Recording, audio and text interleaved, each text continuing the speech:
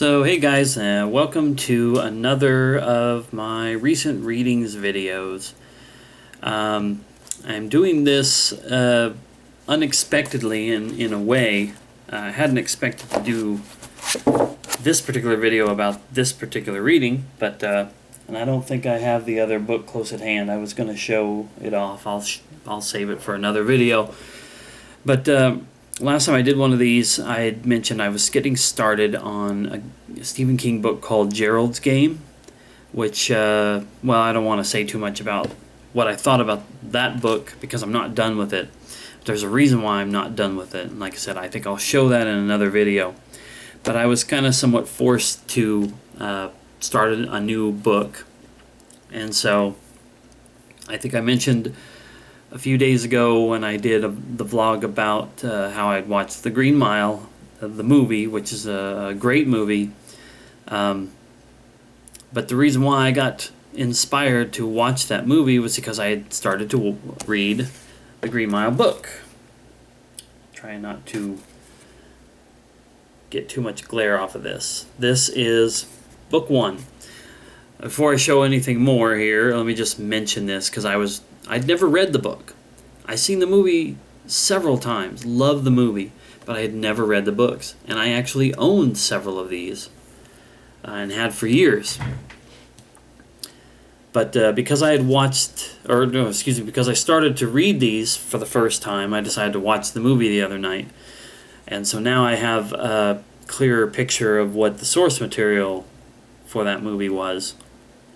And I'll have some things to say about that here shortly. But anyway, Stephen King decided to write this book in 6 parts, like as a serial. I'm going to say it in here in the beginning of this, because he had a little bit to say about this. Let's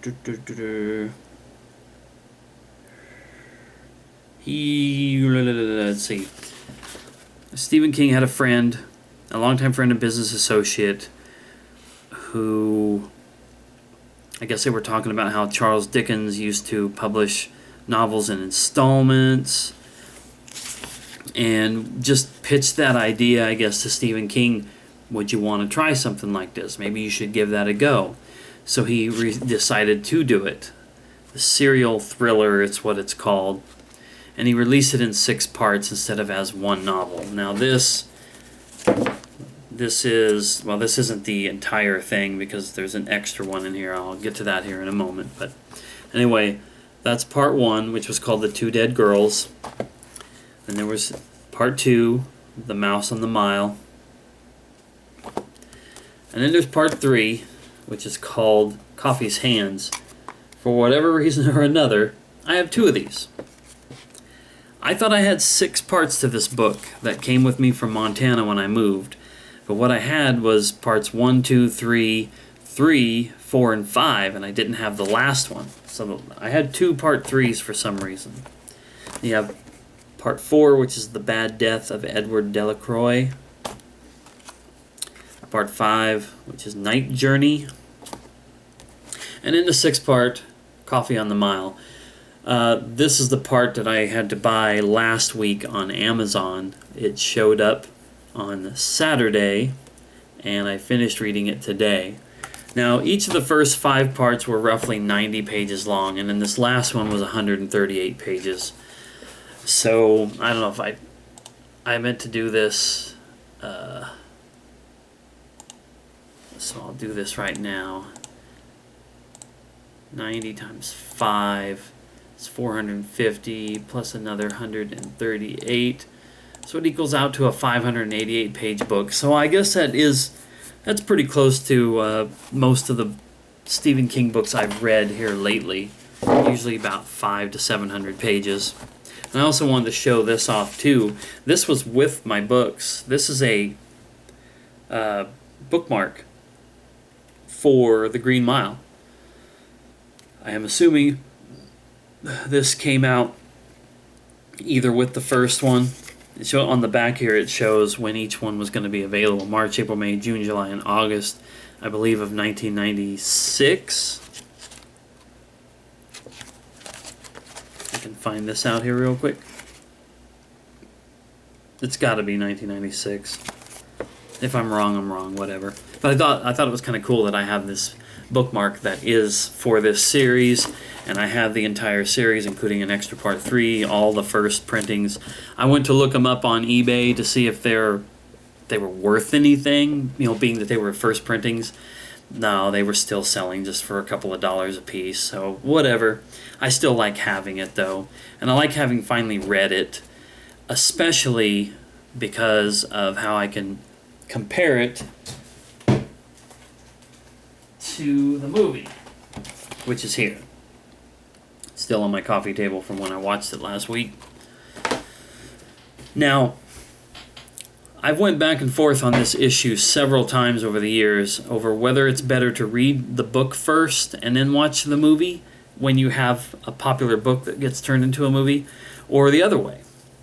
Some people would say, well, you read the book first because you're going to read the book as soon as it comes out, fall in love with the book, then wait expectantly to see the movie, although most of us know that movie adaptations of good books and movie adaptations of just about anything that's based off of another thing, like comics,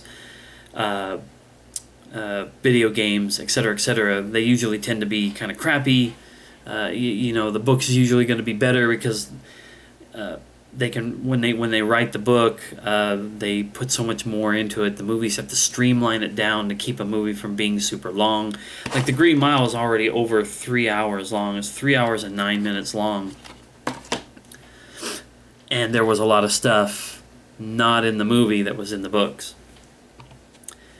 But at the same time, sometimes I think maybe it's better to watch the movie first, then read the book. Because if you like the movie, then taking the same concept as before, you'll probably love the book so much better. And it's less disappointment because you watch something and you enjoyed it, you read a book and you love it even more. And you're like, both of these things were awesome. Read a great book and watch a movie that doesn't live up to it, then you've got disappointment. So maybe it is better to do it the way that I did. But then here, another thing happened in the case of this. I watched this movie so many times, I fell in love with it and the way that it is. In the book, there are differences. And where the book should be the better experience, I prefer the movie. I prefer the way that the movie did things. I just want to mention a few of those right now. So, you know, if you haven't read the book, seen the movie or whatever, here's the spoiler warning. Don't proceed any further. But I think one of the things that I loved more in the movie was the reveal. Okay, let me try to give a brief synopsis of what the movie is about. It's 1932, I believe, and these are like prison guards at a prison in Georgia, and these are the people who work in the death row part of it. They house the inmates who will be within a few months going to death row. At the time, it was the electric chair. And this is like the story of a portion of that year and the events that happened there to the people who were there, and who, especially to Paul Edgecombe, who is the character that Tom Hanks plays in the movie, and his experiences, especially with a gentleman by the name of John Coffey, who is this large African-American just giant who is arrested and charged with the killing of these two little girls, which, if you remember, the part one of the book was the two dead girls, and he is sentenced to death. He's sentenced to be executed, and he goes to the Green Mile, as it's called. A lot of prisons apparently called that stretch, walking from your cell to the electric chair, as the last mile. And in their prison, the floor was some sort of a lime, like faded lime-colored tile, and so they called it the Green Mile. You were walking the Green Mile when you went to be electrocuted. So anyway, John Coffey's there, and several other inmates are there, and several other guards, and the whole thing. And it tells the tale of these amazing events that happened when John Coffey was there. Because mainly, this, just to get it right out there, John Coffey basically had the healing touch, the healing power of God in his hands. He heals Paul Edgecombe's urinary infection.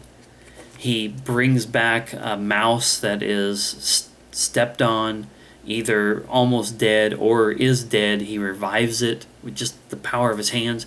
He's able to take away a brain tumor that one of the prison warden's wife is afflicted with. And this is 1932. It's not like it is today with the technology and medicine and all that to help her.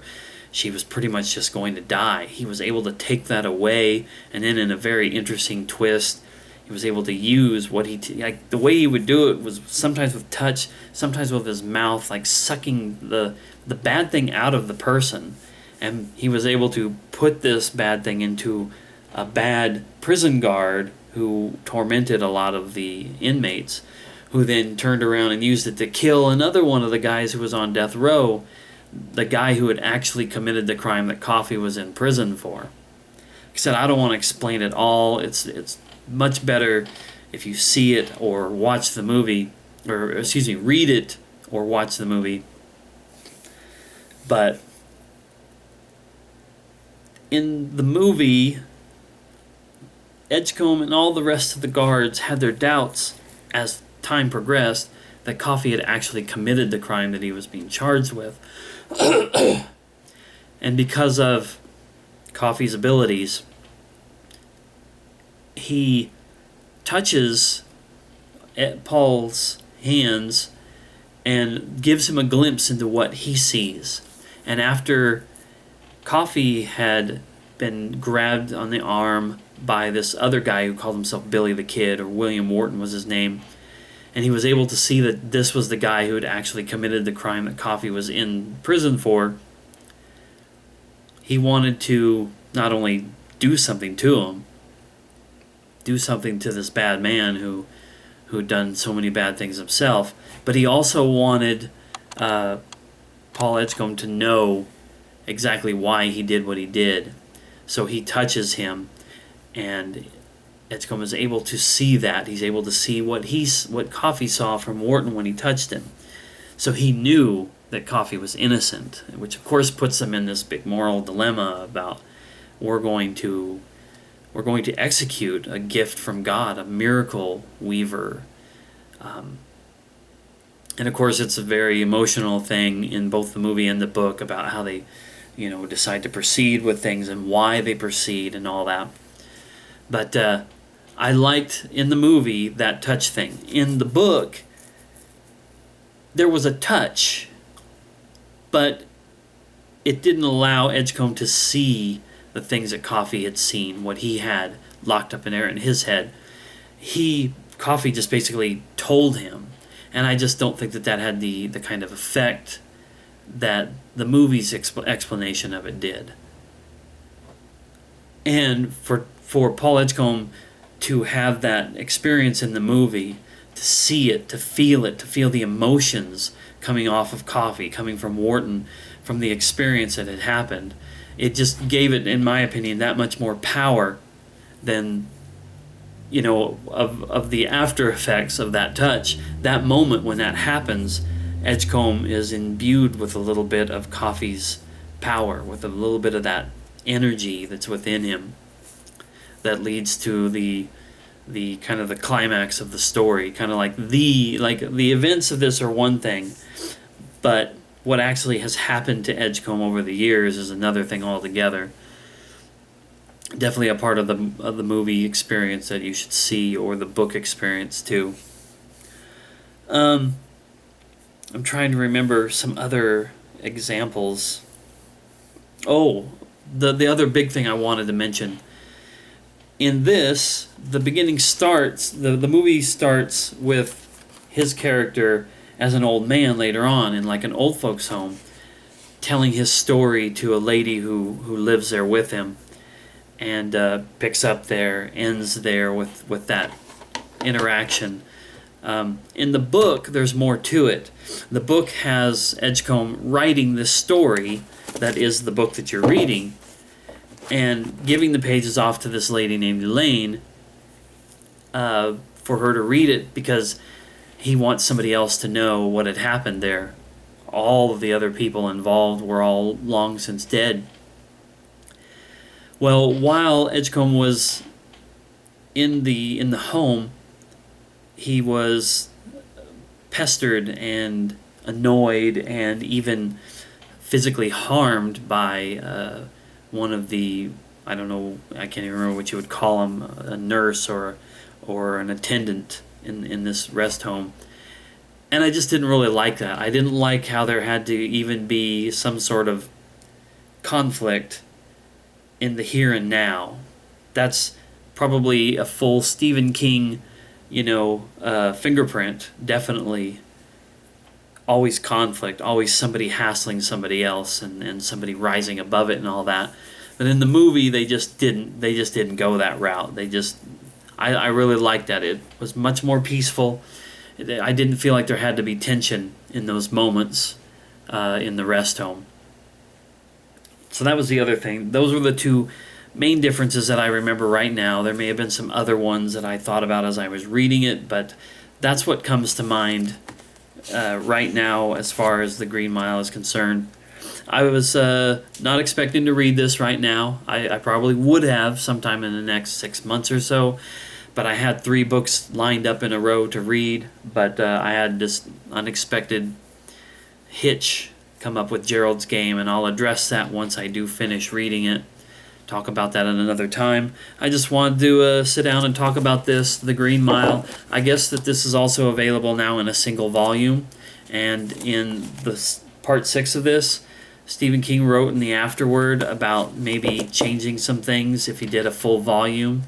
I don't know if there's some major differences. I don't know if it would be worth picking up. Maybe someday I will get it just for the hell of it, just to see how many differences there are. But this was a really good book. I really did like it, but I still prefer the movie a little bit more. But either way, you can't go wrong. It's very good Stephen King story that's outside the realm of horror and all the crazy shenanigans that go on in, say, the Dark Tower series. So yeah, just kind of a feel-good story, although it also makes you feel depressed at times. Anyway, I love it, and I just wanted to talk about that. So that's it for this one. I'll see you guys next time.